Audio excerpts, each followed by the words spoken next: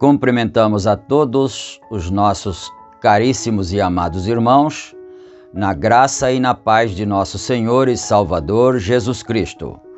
A partir de agora, está começando mais uma edição do meu, do teu, do nosso programa, A Mensagem do Sétimo Anjo. E para darmos início, então, nesta programação, nós teremos uma palavra de oração falando com o nosso Pai Criador. Oremos todos. Gracioso e bondoso Deus, Pai de nosso Senhor e Salvador Jesus Cristo, humildemente, Senhor, agradecemos a Ti por mais este dia de bênçãos, de vida, de vitórias, e agradecemos pela oportunidade de estarmos reunidos com essa congregação invisível que crê na Tua palavra, que tem aceitado a Tua mensagem trazida para nós através do Teu profeta, e nós damos graças ao Senhor por todas as vitórias alcançadas e pedimos a direção do Senhor agora para este trabalho, que nós possamos ter a inspiração divina, que os irmãos que vão estar acompanhando, conectados com a programação, também possam estar inspirados pelo Espírito Santo para receberem a palavra, para receberem as bênçãos.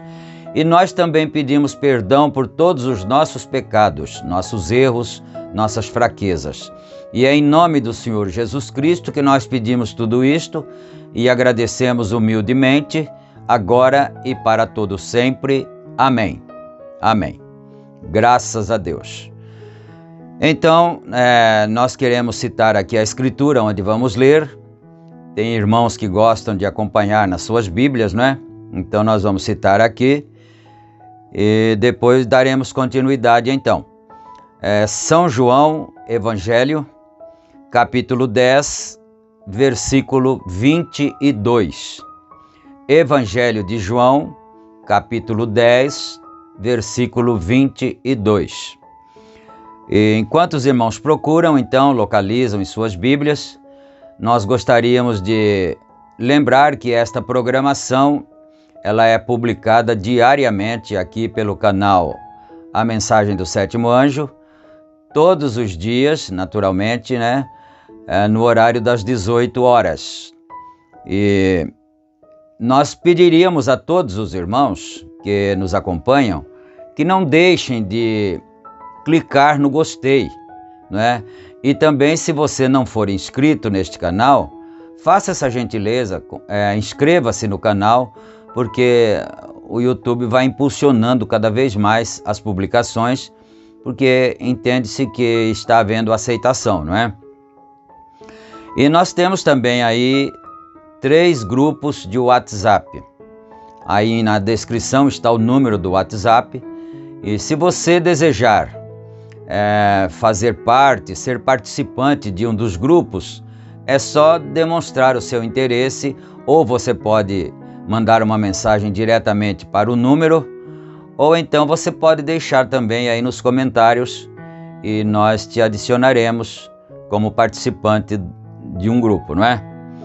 E também, se você tem o seu pedido de oração, pode deixar aí nos comentários seu nome, o lugar de onde você é e o motivo do seu pedido, e nós estaremos atendendo, orando por você com muito prazer, com muito amor divino, não é? Bom, eu acho que já não temos mais nenhuma nota a ser dada. Sim, mais um detalhe apenas. E também não esqueça de ativar o sininho de notificações.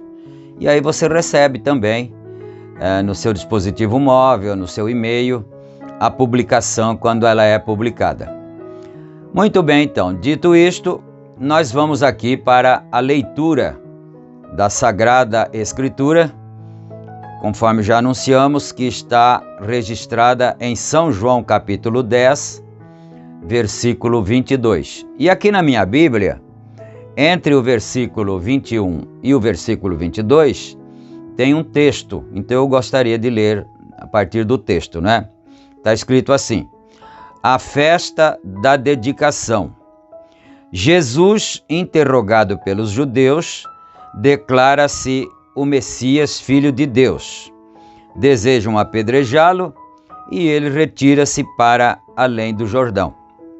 Agora sim, vamos para o versículo 22. E em Jerusalém havia a festa da dedicação, e era inverno, e Jesus passeava no templo, no alpendre de Salomão. Rodearam-no, pois, os judeus e disseram-lhe: até quando terás a nossa alma suspensa? Se tu és o Cristo, dize-no-lo abertamente. Respondeu-lhes Jesus: já vo-lo tenho dito, e não o credes. As obras que eu faço em nome de meu Pai, essas testificam de mim. Mas vós não credes, porque não sois das minhas ovelhas. Como já vo-lo tenho dito, as minhas ovelhas ouvem a minha voz, e eu conheço-as, e elas me seguem. E dou-lhes a vida eterna, e nunca hão de perecer, e ninguém as arrebatará das minhas mãos. Meu Pai que mas deu é maior do que todos, e ninguém pode arrebatá-las das mãos de meu Pai. E eu e o Pai somos um. Os judeus pegaram então outra vez em pedras para o apedrejarem. Amém. Até o versículo 31, não é? E nós vamos deixar então essa escritura como base e vamos aqui para a mensagem que nós vamos começar, uma mensagem nova, não é? Que tem o título Liderança. Essa mensagem foi pregada em Covina, Califórnia, nos Estados Unidos da América, no dia 7 de dezembro de 1965. E os créditos pela tradução é do Tabernáculo da Fé, Goiânia, Goiás. Então nós vamos tentar começar aqui a leitura calmamente, até nós chegarmos, porque sempre aqui no começo tem alguma preleção, alguma coisa, e não é bom a gente saltar essa parte, é bom ler desde o começo mesmo, né? Então nós vamos aqui, começando no parágrafo 1. Obrigado, irmão Williams. Saudações, irmãos. E sua esposa e todos os delegados aqui neste banquete, nesta noite. É certamente um grande privilégio estar aqui. Tenho esperado por esta hora, desde que começamos este caminho. E eu quero agradecer àquela dama. Não posso me lembrar de seu nome.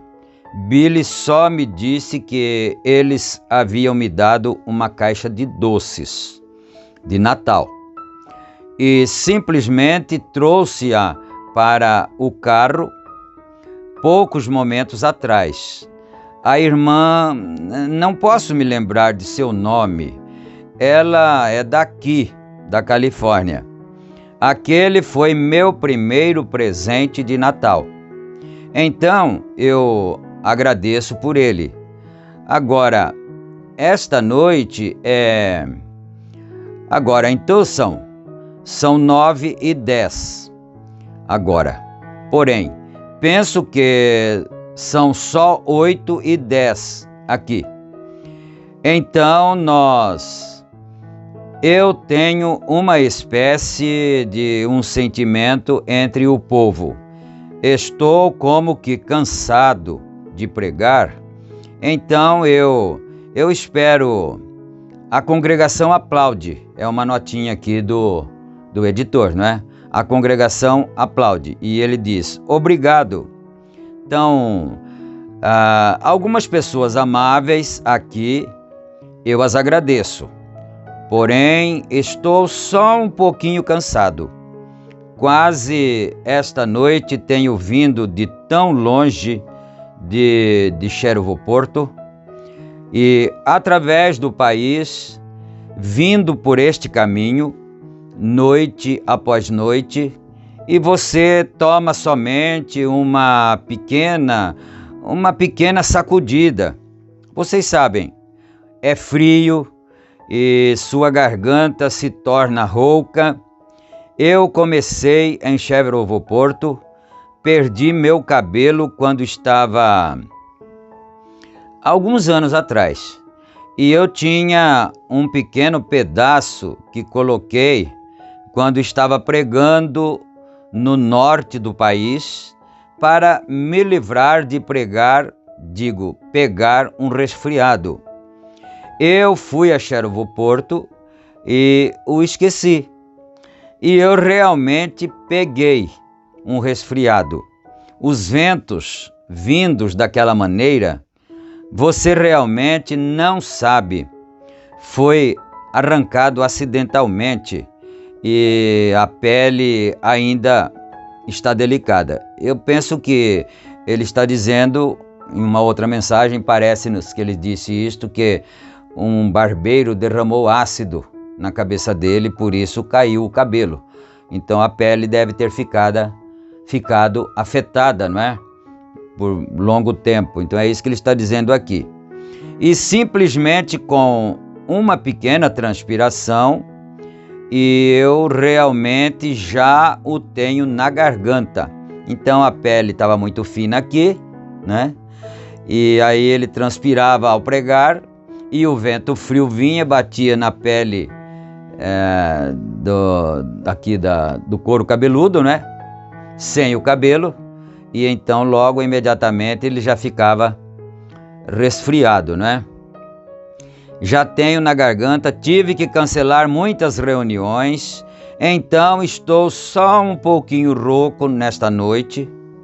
Queremos dizer que tivemos um tempo maravilhoso, vindo através da colina, e as reuniões na noite passada, tivemos um tempo maravilhoso em cima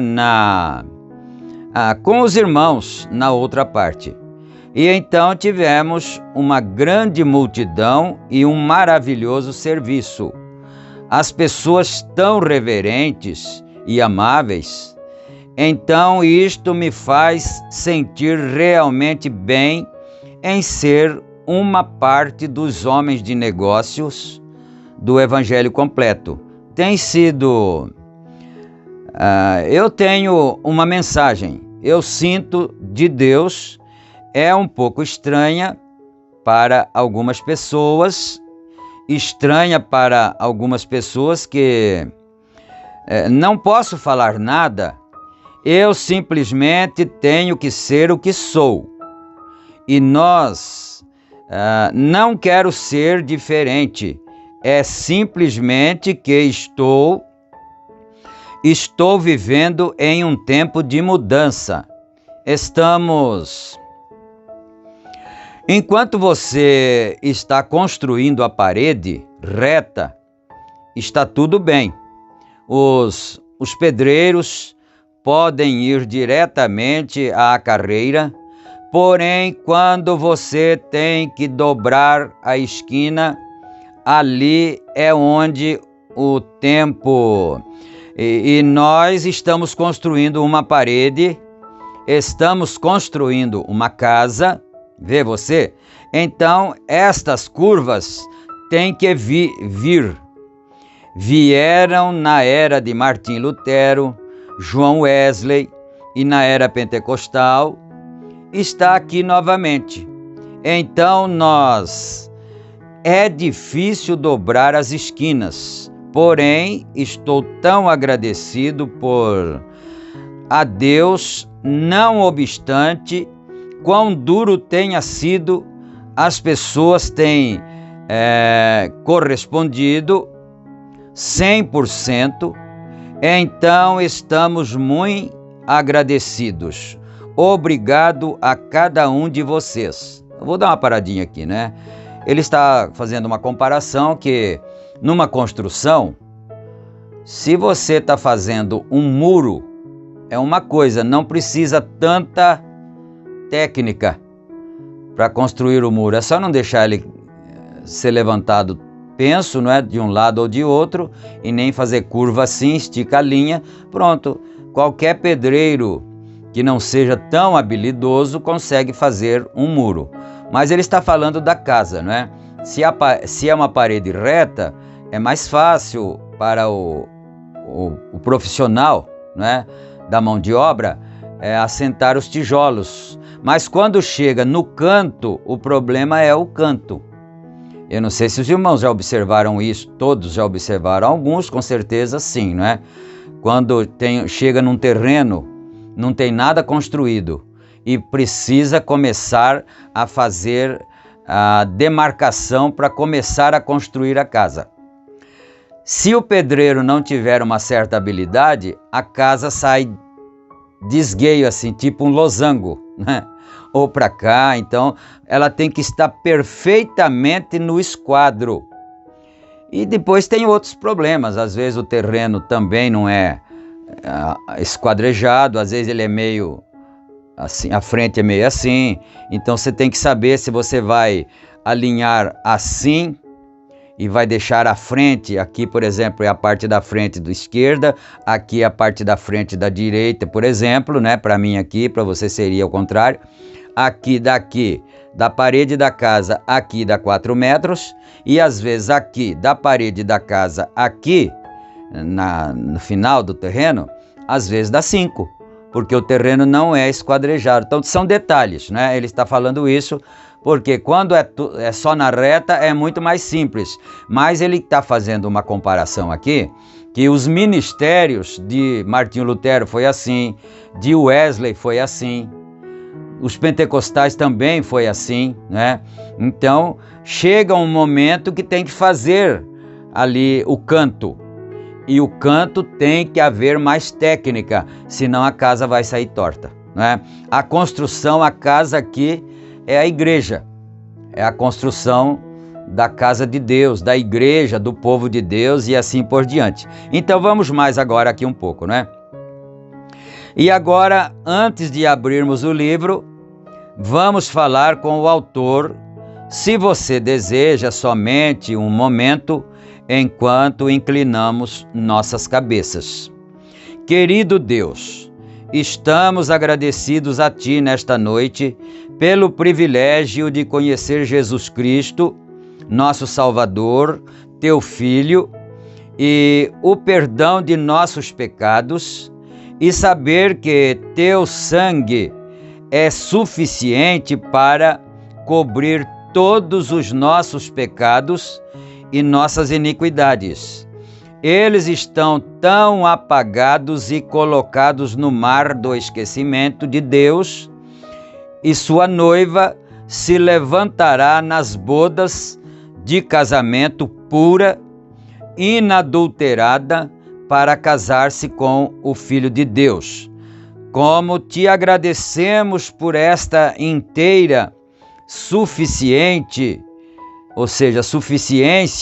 e a fé para saber que não confiamos em nossos próprios méritos, mas em seu mérito, apenas pelo que Ele fez por nós. Estamos tão agradecidos. Te agradecemos pelo êxito que estes irmãos tiveram no estrangeiro e nos países ali em cima, onde estão famintos e sedentos de Deus. Eu oro, Senhor, que se eles voltarem novamente, que estas crianças que eles trouxeram ao reino sejam bisavós e bisavôs das crianças que eles trarão também. Conceda isto, Pai. Aleluia. Abençoa-nos, abençoe-nos juntamente nesta noite, e que o Espírito Santo possa dar-nos as coisas das quais temos necessidade. Fecha nossas bocas para as coisas que não devemos dizer e abra nossos corações para recebermos o que Tu nos dirá. Conceda isto, Pai, no nome de Jesus, nós oramos. Amém. Agora, voltemos na Bíblia. Há um pequeno texto no qual eu gostaria de falar por um momento nesta noite, e é encontrado em São Marcos, o capítulo 10. E eu tive, alguns anos atrás, quando eu ia falar, eu não tinha nem mesmo que escrever uma nota. Eu podia lembrar e eu não tinha que tomar um par de óculos para ler a Bíblia. Porém, desde que eu passei dos 25, agora, 2 vezes, né, são 50, né, 2 vezes, é como que um pouquinho difícil para mim fazer o que costumava fazer, e é como um carro usado. Porém, ainda estou correndo. Eu quero seguir produzindo este ruído até que eu vá para o ferro velho, para ser moldado novamente. Essa é a promessa. É uma aplicação que ele fez aqui do carro, não é? que o humano é como um carro velho que vai sendo usado, e naturalmente vão aparecendo os desgastes, não é? Na vida da pessoa. Mas ele disse, eu quero continuar fazendo um ruído. Eu quero continuar, desculpa a expressão aqui, fazendo o motor roncar ainda, né? Até que chegue a hora de ir para o ferro velho. Mas olha isto, né? Aqui, cada aplicação ele podia tirar um proveito espiritual para nós. Até que eu vá para o ferro velho, né? Para ser moldado novamente. O que acontece quando a lataria do carro, a ferragem velha, vai para o desmanche, não é? O desmonte, porque já ficou velho e tal, não serve mais para rodar. O que acontece? Aquele material, ele é derretido e torna-se faz-se um ferro novo, um material novo, uma lata nova e assim por diante. Então, ele quis dizer isso. Então, quando a gente tiver ido para o ferro velho, aí então a gente vai ser moldado para ser jovem, para ser novo novamente. Isto aponta para a ressurreição, isso aponta para a morte, depois para a ressurreição, para a nova vida e assim por diante, não é? Vamos para o parágrafo 13 agora. São Lucas, o capítulo 10, e começar no... Eu creio que disse, verso 21, se eu puder encontrá-lo aqui. Em algum lugar, estou enganado, é São Marcos, sinto, né? São Marcos, o capítulo 10, e o 20, começamos com o verso 21. Eu quero ler, tomemos o verso 17, certamente, e pondo-se a caminho, correu para ele um homem, o qual se ajoelhou diante dele e lhe perguntou, bom mestre, que farei para herdar a vida eterna? E Jesus lhe disse, por que me chamas bom? Ninguém é bom, senão um, que é Deus. Tu sabes os mandamentos? Não adulterarás, não matarás, não furtarás, não dirás falso testemunhos, né? Não defraudarás alguém, honra a teu pai e a tua mãe. Ele, porém, respondendo-lhe, disse, mestre, tudo isso guardei desde a minha mocidade. E disse, e Jesus, olhando para ele, o amou. Há poucos dias atrás, em um dos cultos recentes, né, anteriores, nós citamos este episódio, não é? Mas com o outro evangelho, e lá no outro evangelho, o evangelista, acho que foi Mateus, que nós lemos, ele não mencionou que Jesus o tinha amado. Mas nós lembramos que no outro evangelho estava escrito realmente isto. E quando Jesus olhou para ele, Jesus o amou, não é? Então agora aqui no evangelho de Marcos, ele diz, né? E disse, Jesus olhando para ele, o amou e lhe disse, falta-te uma coisa. E isso certamente com o coração cheio do amor divino. Jesus, não é? Com o coração cheio do amor divino. Falta-te uma coisa. Vai, vende tudo quanto tens e dá-o aos pobres e terás um tesouro no céu e vem e segue-me. Mas ele, pesaroso desta palavra, retirou-se triste, porque possuía muitas propriedades. Então, certamente, o Senhor Jesus Cristo tinha discernido o coração do moço, não é? Já tinha detectado qual era o obstáculo que ele tinha. Não é mesmo? É que ele tinha amor nas riquezas. ele tinha amor, ele era apegado nas coisas terrenas, em propriedades, em dinheiro e fortunas e coisas assim. Ele era um bom rapaz, não é? Melhor do que muitos de nós, porque guardar os mandamentos não é brincadeira, não é fácil guardar os 10 mandamentos, não é? E ele disse, isso eu faço desde criança. Então, mas ele tinha esse ponto fraco que era o amor no dinheiro, o amor nas riquezas, nas coisas materiais. E que o Senhor possa abençoar a leitura de sua palavra. Agora, falaremos nesta noite sobre um tema. Eu quero que meu texto seja Segue-me e meu tema liderança. O texto seria Segue-me e o tema liderança. Liderança é justamente o nome da mensagem, o título da mensagem que nós estamos estudando agora, que começamos hoje, não é?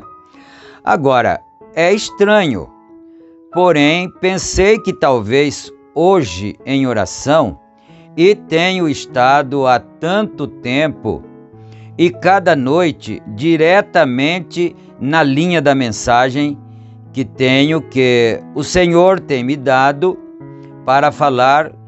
Eu pensei nesta noite aqui, neste novo capítulo, eu o iria abordar de um diferente ponto de vista. E muitas vezes temos falado nisto, chamado de o moço rico.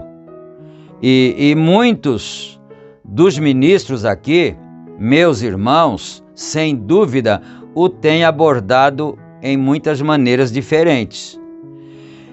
E eu quero tentar abordar isto em uma maneira diferente nesta noite, que eu nunca tive esta de liderança. Então ele está mostrando que você lê um texto na Bíblia, é sempre assim, né? E cada pregador tem uma linha já traçada para aquele sermão. Então ele lê aquele texto e dá um título para aquele sermão. Outro lê o mesmo texto, dá outro título para aquele sermão, não é? É isso que ele está mostrando aqui. E ele também já havia pregado sobre a mesma escritura com diferente tema, não é? Mas aqui agora, neste caso, ele queria falar sobre liderança. Recorde, isto que cada um de nós, jovens ou velhos, o primeiro passo que você já fez em sua vida, alguém teve que te liderar. Correto. E seu último passo que você fará, alguém estará te liderando. Alguém tem que te liderar. Ou seja, alguém tem que liderar.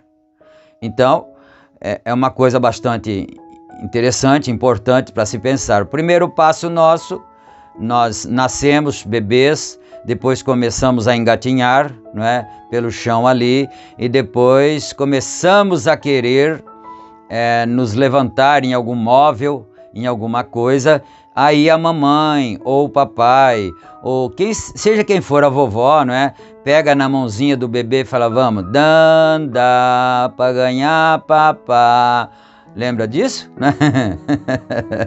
Então, aí o que acontece? Aí a criança dá o primeiro passinho.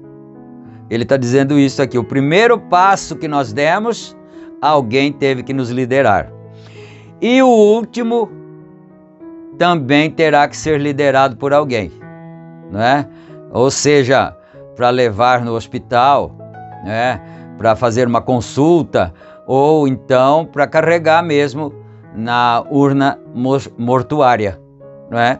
É isso aí. Deus nos comparou com ovelhas.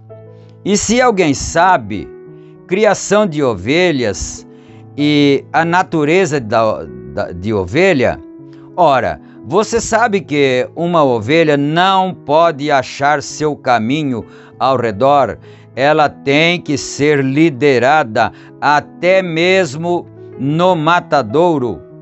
encontramos que eles trazem a ovelha ali e ela é liderada ao matadouro por um bode. Um bode a lidera. Então, quando ele chega ao fim da rampa, ele pula fora, o bode, né?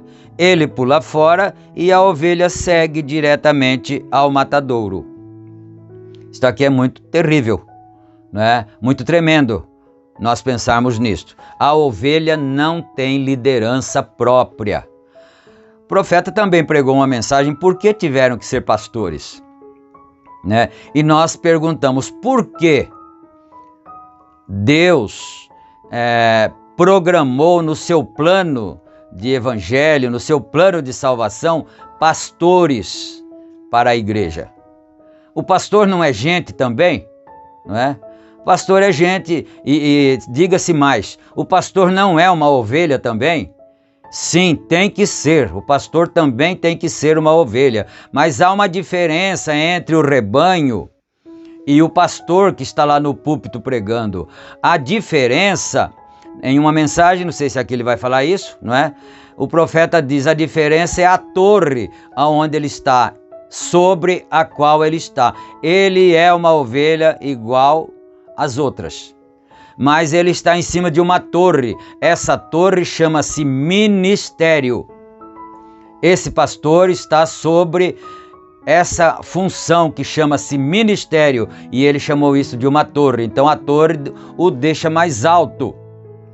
As pessoas cristãs, os crentes, deveriam aprender estas coisas.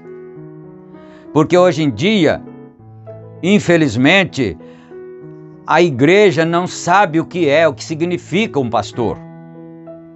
Infelizmente, na maioria dos casos é assim. A ovelha não aceita, mas então é porque não é uma ovelha, né? Senão ela aceitaria a liderança do seu pastor. Porque depois, se ela não segue o seu pastor, o que vai acontecer? O bode vai guiá-la para o matadouro. Eu preciso fechar o parágrafo aqui. É por isso que ela tem pastor, porque o pastor a orienta, a protege, a dirige, para que o bode não a conduza para o matadouro. Mas quando ela é rebelde, ela não dá ouvidos à voz do pastor, o que acontece? O bode a conduz para o matadouro. E depois ele pula fora e deixa ela entrar no matadouro sozinha. Então eu tenho que fechar o parágrafo aqui, não é? Então encontramos que uma ovelha não pode achar seu caminho ao redor. Eu vou parar aqui no parágrafo 18. Que o Senhor nosso Deus, então, acrescente sobre nós as suas bênçãos e que Ele possa nos dar esse discernimento. Isso vem através do Espírito Santo, não é? Uma pessoa cheia do Espírito Santo sabe todas estas coisas. Ela tem o respeito por aquele que Deus tem colocado para ser o seu guia espiritual. Eu estou falando no sentido material mesmo. Naquele homem que é o seu guia espiritual, que é o seu pastor. Porque ele é que te livra do bode quando se aproxima, porque a intenção do bode é guiá-la para o matadouro. Que Deus nos ajude nesta hora e nós vamos orar agora agradecendo o Senhor. Bendito e soberano Deus, Pai de nosso Senhor e Salvador Jesus Cristo, humildemente, ó Pai, agradecemos o Senhor pelo privilégio de estarmos mais uma vez sendo abençoados através da Tua santa palavra, meu Pai.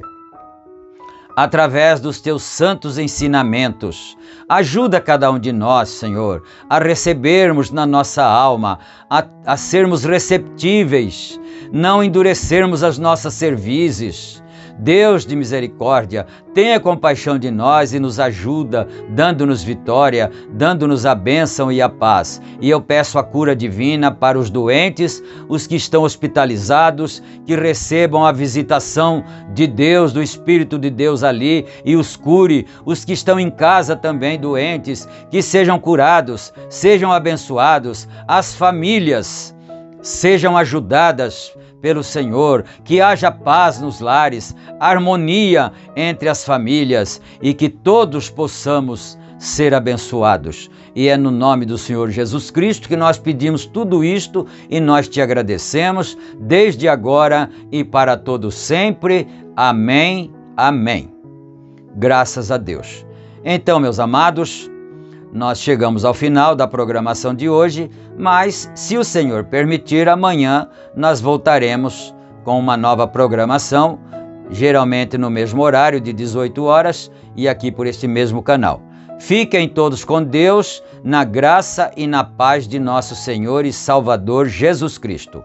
Amém.